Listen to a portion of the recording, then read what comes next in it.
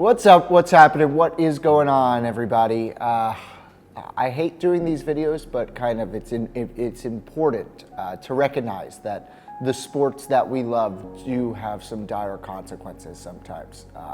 While people train their whole lives to play a certain sport or compete in a certain competition, sometimes it also ends their lives, and we should recognize them. Because as we enjoy, we have to know the possible consequences. Today, we present 10 players who died from sports-related injuries. Sarah Burke. She was a Canadian freestyle skier. She won 5 golds at the Winter X Games, the gold at the 2005 World Ski Championships. She trained at Park Mountain in Utah in January 2012. She fell on her head during a trick on the super pipe and was placed in a coma, had severe brain damage, and ultimately cardiac arrest. She tragically died at the age of 29, leaving behind a husband and a potential new family. Junior Seau, one of the greatest linebackers of all time, 12-time Pro Bowler, 1992 Defensive Player of the Year. He's in the Pro Football Hall of Fame completely deservedly.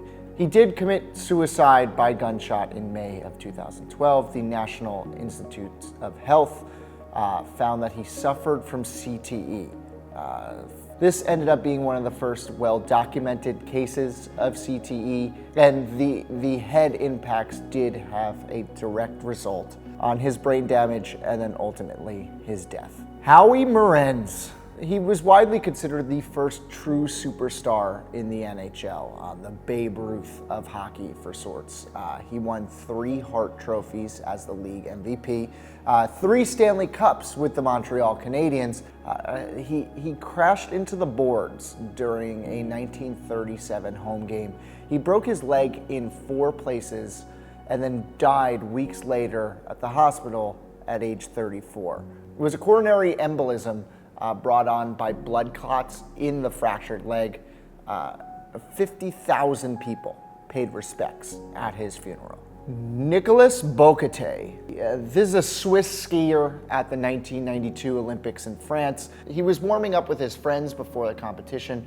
He collided with a snow groomer during practice, was in the air when he landed and crashed into the vehicle and died immediately on impact. Ed Sanders. This was a young American heavyweight boxer. He won gold at the 1952 Olympics. He faced a guy named Willie James in a 1954 fight in Boston. He looked fatigued and out of energy throughout the entire competition. And then during the 11th round, he collapsed in the ring. He never regained consciousness and died from his injuries. Doctors ultimately found bleeding in his brain and believed the injury was seriously re-aggravated during the fight.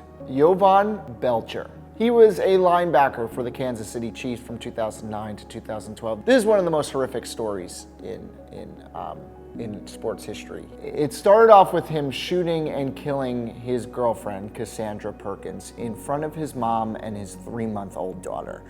He then drove to the Chiefs facility and shot himself in front of the GM.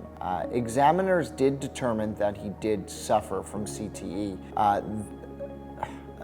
Whether it was CTE or anything else, it surely had to play a part in it, but I can't even wrap my head around that story, nor do I really want to.